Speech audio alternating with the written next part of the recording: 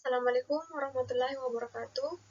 Perkenalkan, nama saya Retnawati dengan NIM 222060021. Di sini saya akan menjelaskan sistem persarafan.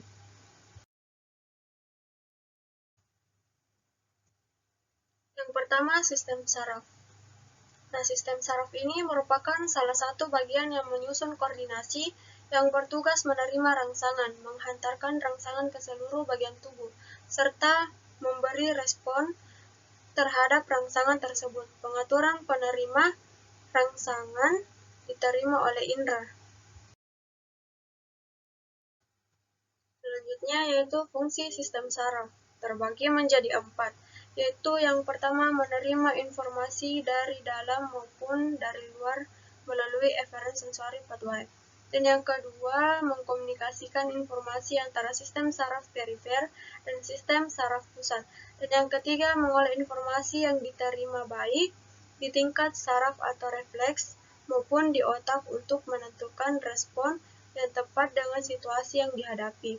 Dan yang keempat yaitu menghantarkan informasi secara cepat melalui eferen pathway atau motorik ke organ-organ tubuh sebagai kontrol atau modifikasi tindakan. Sel saraf atau neuron. Sel saraf ini terdiri dari dendrit. Dendrit ini merupakan juluran sitoplasma yang relatif pendek dan bercabang-cabang, dan berfungsi untuk menerima impuls atau sinyal dari sel yang lain untuk dikirimkan ke badan sel. Badan sel ini berfungsi mengendalikan metabolisme keseluruhan neuron. Badan sel ini memiliki inti yang terletak di tengah. Akson ini merupakan juluran sitoplasma yang panjang, tunggal berbentuk silindris yang berasal dari badan sel. Pada umumnya, akson dilindungi oleh selubung mielin. Beberapa akson ada yang tidak dilindungi oleh selubung mielin, yang disebut dengan nodus Ranvier. Nodus Ranvier ini berfungsi mempercepat jalannya impuls, dan ujung saraf berfungsi mengirimkan impuls ke sel saraf yang lain.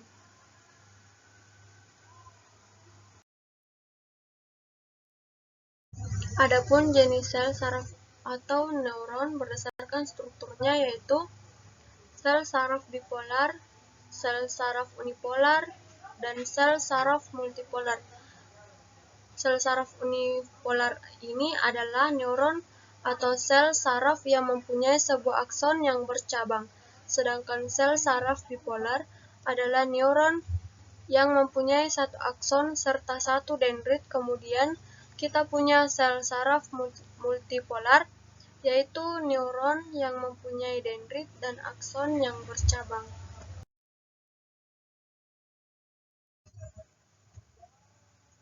Tubuh manusia merupakan kesatuan dari berbagai sistem organ. Suatu sistem organ terdiri dari berbagai organ tubuh atau alat-alat tubuh. Tubuh manusia dikendalikan oleh sistem saraf indera, dan sistem endokrin. Sistem saraf sangat khusus dan saling berhubungan satu dengan yang lain untuk mengkoordinasi, menafsirkan, dan mengontrol interaksi antar individu dan lingkungannya. Hampir semua fungsi pengendalian tubuh manusia dilakukan oleh sistem saraf. Di sini ada gambar yaitu sistem saraf pusat yang terdiri dari otak dan sumsum tulang belakang. Dan ada juga sistem saraf tepi yang terdiri dari saraf kranial dan saraf spinal. Saraf spinalis pada manusia. Saraf spinal atau saraf spinalis adalah sistem saraf yang keluar dari sumsum tulang belakang yang merupakan bagian dari sistem saraf pusat manusia. Sumsum tulang belakang sendiri adalah lanjutan batang otak yang terbentang dari leher hingga pinggang. Sumsum tulang belakang ini dilindungi oleh tulang belakang manusia. Saraf spinal atau sumsum tulang belakang memiliki ukuran panjang sekitar 40-50 cm, panjang dan lebar sekitar 1-1,5 cm, untuk membentuk 31 pasang saraf spinalis. Sumsum tulang belakang atau saraf spinalis ini merupakan struktur silinder jaringan saraf terdiri dari warna putih dan abu-abu, seragam, terorganisir, dan dibagi menjadi 4 wilayah, yaitu serviks, dada, lumbal, dan sakral.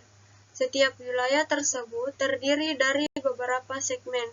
Saraf tulang belakang berisi saraf sensorik dan motorik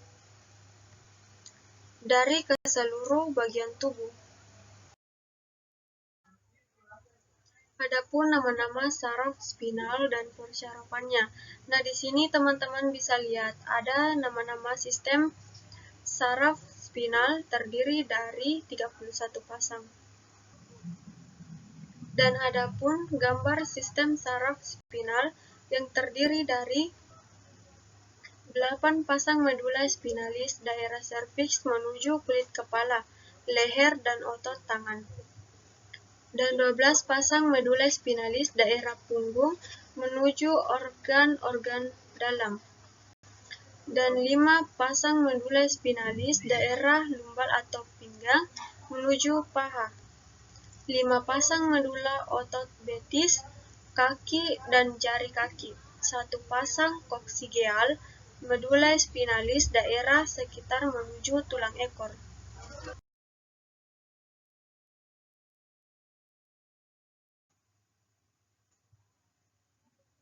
Saraf kranial atau nervus kranial adalah 12 pasang saraf yang dapat terlihat di bagian dasar atau bawah otak. Terdapat 12 pasang saraf kranial, yaitu dari 12 pasang saraf, 3 pasang memiliki jenis sensori, yaitu saraf 1, saraf 2, dan saraf 8. 5 pasang jenis motorik, yaitu saraf 3, saraf 4, saraf 6, saraf 11, dan saraf 12. Dan adapun 4 pasang jenis gabungan, yaitu saraf 5, saraf 7, saraf 9, dan saraf 10.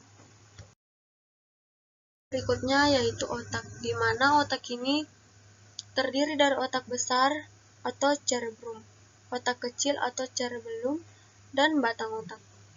Otak besar atau cerebrum adalah bagian otak paling besar. Organ yang sangat kompleks ini memiliki fungsi rentang bagi tubuh, seperti mengatur pergerakan tubuh, kemampuan berbahasa, berpikir, dan menyimpan memori. Otak besar ini terbagi menjadi 2, yaitu diantaranya otak besar kanan dan otak besar kiri, di mana otak besar kanan mengontrol sisi kiri tubuh, dan otak besar kiri mengontrol gerakan sisi kanan tubuh, di mana dua bagian ini dihubungkan oleh serabut saraf yang disebut corpus callosum. Otak kanan dan kiri dibagi menjadi 4 bagian. Otak besar memiliki 4 lobus. Yang pertama yaitu lobus frontal. Lobus frontal ini merupakan bagian otak besar yang terletak di bagian depan otak. Bagian ini berperan penting dalam mengendalikan gerakan tubuh, menilai dan merencanakan sesuatu, memecahkan masalah, serta mengatur emosi dan mengendalikan diri. Berikutnya lobus temporal. Lobus temporal ini terletak di kedua sisi kepala yang sejajar dengan telinga. Bagian ini bertanggung jawab terhadap fungsi penting pendengaran, memori, dan emosi. Kerusakan pada lobus temporal dapat menyebabkan masalah pada ingatan, persepsi ucapan, dan kemampuan berbahasa.